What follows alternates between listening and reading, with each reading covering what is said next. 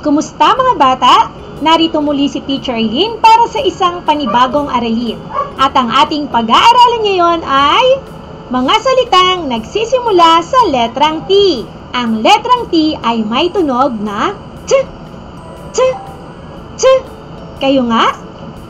T, T, T. Ano ang tunog ng letrang T? T, T, T, T, T. Ano ang tunog ng letrang T? T, T, T, T, T. Isulat natin ang letrang T.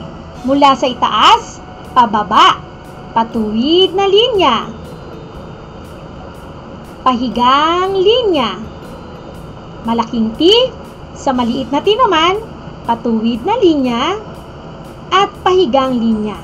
Ito ang letrang T na may tunog T. T, tabo. T, tabo. Tatay, tutubi, telepono, tinapay, talong, tainga. Isa-isahin natin. T, tatay.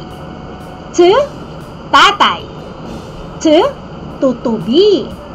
T, tutubi. T, telepono. T, telepono.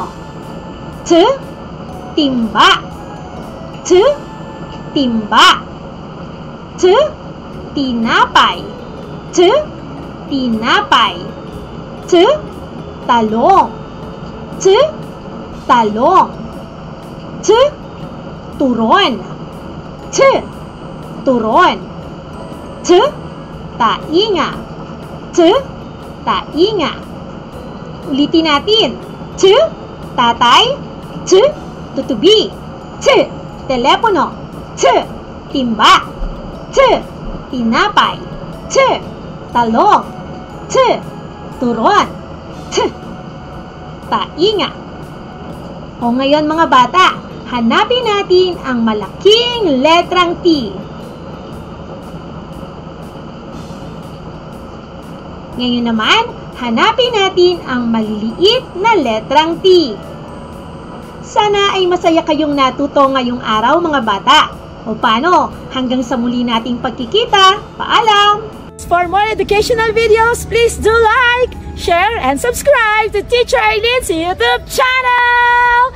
Bye-bye!